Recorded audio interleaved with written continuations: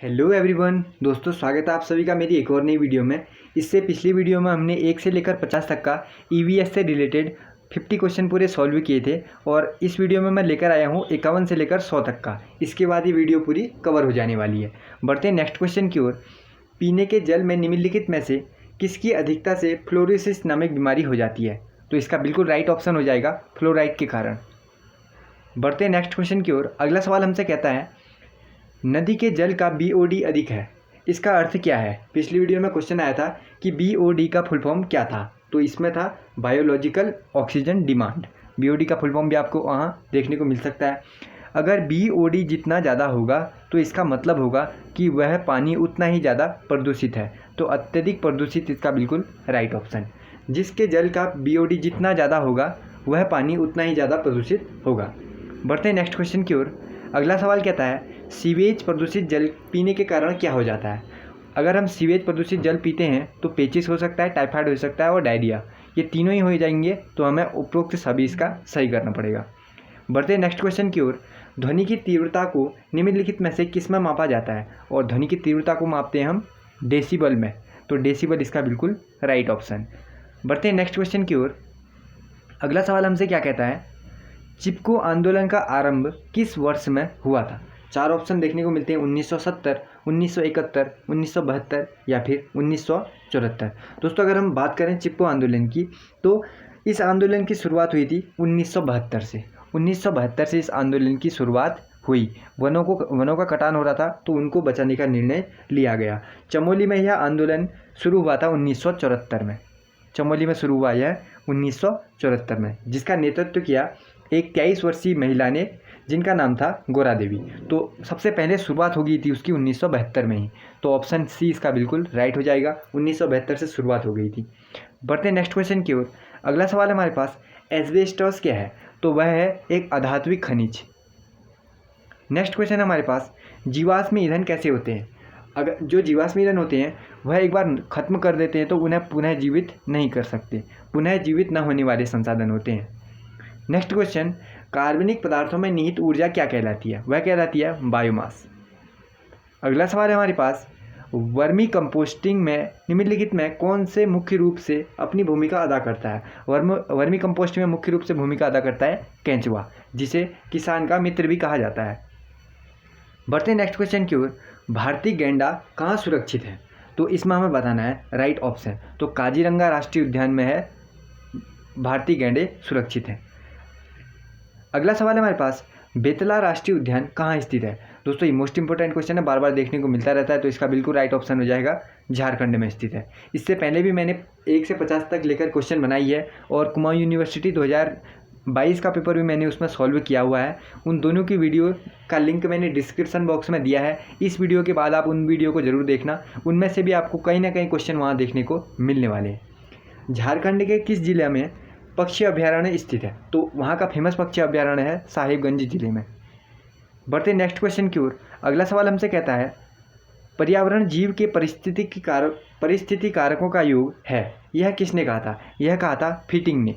आपको याद रख लेना है, ऊपर आप कथन पढ़ सकते हैं और इसका बिल्कुल राइट ऑप्शन है फिटिंग। अगला सवाल हमारे पास उत्खनन का पर्यावरण पर क्या प्रभाव पड़ता है? तो जब उत्खनन होता है तो सबसे ज़्यादा प्रभाव पड़ता है कि हमारी वन संपदा नष्ट हो जाती है। अगला सवाल है हमारे पास औद्योगिकरण का पर्यावरण पर क्या प्रभाव पड़ता है? औद्योगिकरण कहीं पर होता है तो वायु भी प्रदूषित होती है, ध्वनि भी प्रदूषित होती है और जल भी, तो इसका हम चौथा ऑप्शन राइट कर देंगे। उपयुक्त सभी प्रदूषणों में वृद्धि हो जाती है। नेक्स्ट क्वेश्चन है हमारे पास निम्नलिखित में से कौन सा अक्षय संसाधन नहीं है? अक्षय मतलब जो चलता रहता है, जो कभी खत्म नहीं होता है। जैसे हम मान लेते हैं सौर ऊर्जा को मान लेते हैं ना, वो कभी खत्म नहीं होने वाली, और नहीं है तो मतलब खनिज। अगला सवाल हमारे पास पानी का सर्वाधिक उपयोग कहाँ होता है? पीने में तो कम करते हैं हम, उद्योगों में होता है थोड़ा और खेती में ज़्यादा होता है, तो खेती इसका बिल्कुल राइट ऑप्शन। बढ़ते हैं नेक्स्ट क्वेश्चन की ओर। खनिज पदार्थ जिन कच्ची धातुओं में मिलते हैं उन्हें क्या कहते हैं? उन्हें कहते हैं हम अयस्क। अगला सवाल है हमारे पास निम्नलिखित में से कौन सा अधात्विक खनिज है? मैग्नीशियम, मैग्नीज और बॉक्साइट ये धात्विक में आते हैं, लेकिन मैग्नीज, अगर हम बात करें मैग्नीज और बॉक्साइट की, ये तीनों आते हैं धात्विक में। जिप्सम आता है अधात्विक में। तो ऑप्शन बी इसका बिल्कुल राइट हो जाएगा। नेक्स्ट क्वेश्चन है हमारे पास, वनों के विकास को प्रभावित करने वाला मुख्य तत्व कौन सा है? तापमान, जलपूर्ति और मिट्टी। और वनों के विकास को प्रभावित करने में तीनों की ही जिम्मेदारी होती है, तो तीनों की होगी, तो इनमें से सभी इसका बिल्कुल राइट ऑप्शन।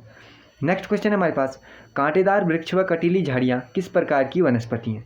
जो कांटेदार पौधे होते हैं, पेड़ होते हैं या कटीली झाड़ियाँ होती हैं, अधिकतर वहाँ होती हैं जहाँ पानी की कमी होती है, यानी मरुस्थली है या मरुद्भिद है।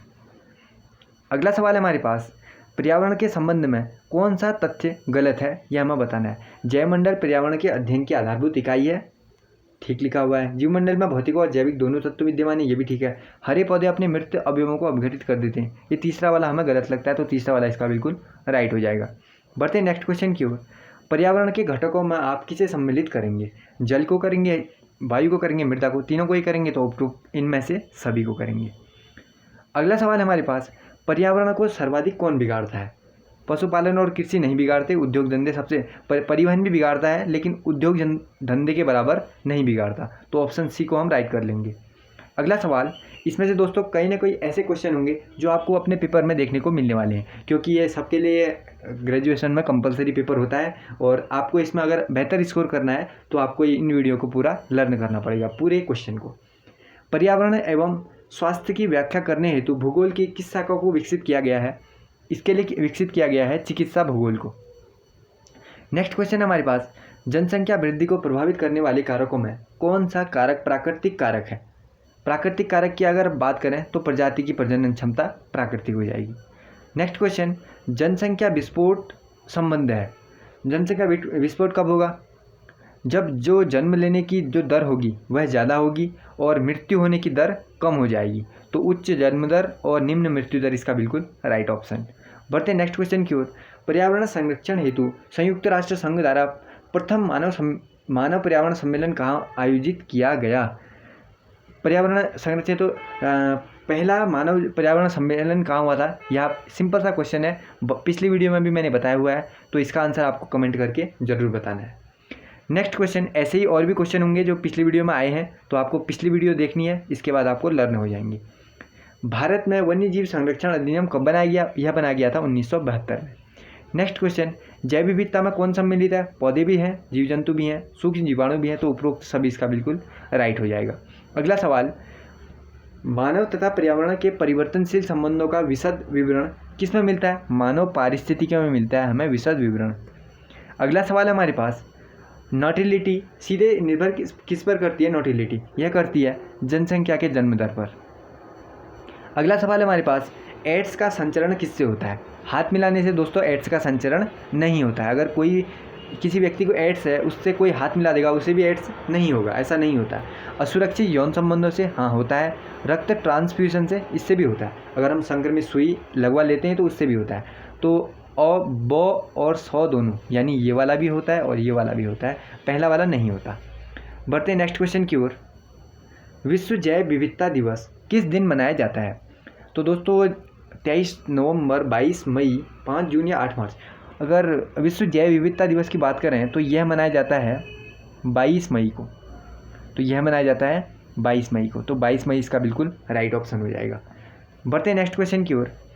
जैव संसाधन में सम्मिलित नहीं है। वन है, जीव जंतु है, चारागाह है, लेकिन खनिज जैविक संसाधन में सम्मिलित नहीं हो जाएंगे। नेक्स्ट क्वेश्चन, पारिस्थितिक विकास की सतत अवधारणा है। असंतुलित पारिस्थितिकी विकास, समन्वित पारिस्थितिकी विकास, सतत पारिस्थितिकी विकास, तो इनमें से सभी इसका बिल्कुल हम राइट कर देते हैं। नेक्स्ट क्वेश्चन हमारे पास, पारिस्थितिक तंत्र की गुणवत्ता आधारित होती है, किस पर आधारित होती है? जैविक और अजैविक दोनों घटकों के संतुलन पर आधारित होती है। नेक्स्ट क्वेश्चन हमारे पास, निम्नलिखित में से कौन पर्यावरण का तत्व नहीं है? तो पर्यावरण का तत्व हमसे पूछा है, तो भूमि के रूप हो, चाहे भूमि हो है, मिट्टी है और खनिज पदार्थ हैं, बस्तियाँ नहीं होंगी। अगला सवाल है हमारे पास, प्रभावकारी दशाओं का वह संपूर्ण योग जिसमें जिन रहते हैं क्या कहलाता है? संपूर्ण योग जिसमें हम रहते हैं वह क्या कहलाता है? ये क्वेश्चन है, तो इसे वायुमंडल कह देंगे, सिंपल ही है ये। तो इसमें इस तरह का क्वेश्चन पूछा गया कि प्रभावकारी दशाओं का वह संपूर्ण योग जिसमें हम सब रहते हैं वह पर्यावरण कहलाता है। मानव तथा पर्यावरण के बदलते संबंधों का अध्ययन किस में मिलता है? यह मिलता है मानव पारिस्थितिक में। पिछले में रिपीट हो चुका है ये क्वेश्चन।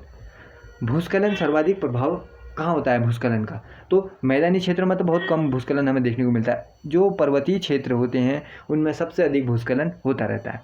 नेक्स्ट क्वेश्चन हमारे पास, पर्यावरण का ह्रास किससे होता है? प्राकृतिक प्रकोप से हो जाता है, प्राकृतिक आपदा से हो जाता है, आघात से भी हो जाता है। तो इनमें से सभी के द्वारा होता है पर्यावरण का ह्रास। नेक्स्ट क्वेश्चन, विश्व का सबसे अधिक जनसंख्या वाला महाद्वीप कौन सा है? ये भी क्वेश्चन मैंने पिछली वीडियो में कवर किया गया है, तो इसका आंसर भी आपको क्या करना है? कमेंट करना है। नेक्स्ट क्वेश्चन है हमारे पास, जनसंख्या वृद्धि को प्रभावित करने वाले कारकों में कौन सा कारक प्राकृतिक है? तो प्रजाति की प्रजनन क्षमता प्राकृतिक है। नेक्स्ट क्वेश्चन, जनसंख्या विस्फोट जब उच्च जन्म दर होगी और निम्न मृत्यु दर होगी। तो फर्स्ट वाला ऑप्शन राइट हो जाएगा। 2001 के अनुसार भारत की जनगणना करीब करीब लिखी गई है 102 करोड़ के आसपास, ये वाला ठीक है। नेक्स्ट क्वेश्चन है हमारे पास, 1999-2000 में देश की जनसंख्या वृद्धि दर कितनी रही? लगभग 23.34% रही थी, कुछ ऊपर नीचे हो सकता है। अगला सवाल, बांध परियोजना ने देश के विशिष्ट वनस्पतियों को नष्ट कर दिया है, यह किसका था? मोस्ट इंपोर्टेंट क्वेश्चन है, आपको लर्न होना ही चाहिए, कहीं ना कहीं आपको जरूर वहाँ देखने को मिलने वाला है। तो इसका बिल्कुल राइट ऑप्शन क्या हो जाएगा? इसका राइट ऑप्शन क्या हो जाएगा? डॉक्टर माधव। तो आप क्वेश्चन को भी अच्छी तरह पढ़ लीजिए। बांध परियोजनाओं ने देश की विशिष्ट वनस्पतियों को नष्ट कर दिया है। तो कई लोग इसमें सुंदरलाल बहुगुणा लिख देते हैं, कई लोग मेधा पाटकर लिख देते हैं, जबकि इसका बिल्कुल राइट ऑप्शन होता है डॉक्टर माधव। बढ़ते हैं नेक्स्ट क्वेश्चन की ओर। निम्नलिखित में से किस क्षेत्र में झूमिंग कृषि से वनों का विनाश सर्वाधिक होता है? तो यह उत्तर पूर्व भारत में जो आदिवासी क्षेत्र होते हैं, जो आदिवासी लोग होते हैं, यह सबसे ज़्यादा करते हैं झूमिंग कृषि, जिसमें जंगलों की झाड़ियाँ या फिर छोटे मोटे पेड़ पौधों को काटकर उसे खेती करने योग्य भूमि बना दी जाती है और उसमें खेती करते हैं, उसे कहते हैं झूमिंग कृषि। तो ये आदिवासी लोग ज़्यादा करते हैं, तो इसका ऑप्शन बी हो जाएगा। दोस्तों यहाँ पर हम क्वेश्चन बना चुके हैं, ये मैंने आपको 150 क्वेश्चन ऐसे बता दिए। अगर आप इन 150 क्वेश्चनों को वहाँ करके जाते हैं तो बहुत बढ़िया आप पेपर में स्कोर कर सकते हैं। ये वीडियो पूरी कंप्लीट हो चुकी है। अगर उन 2 वीडियो को देखना है तो लिंक डिस्क्रिप्शन बॉक्स में, आप वहाँ जाइए और दोनों वीडियो की स्पीड बढ़ाकर जरूर देखना। वीडियो कैसी लगी कमेंट करके ज़रूर बताना। चैनल को सब्सक्राइब जरूर से कर देना, क्योंकि मैं ऐसी इंपॉर्टेंट वीडियो लाते रहता हूँ। फिर मिलते हैं दोस्तों ऐसी ही किसी नई वीडियो के साथ, तब तक के लिए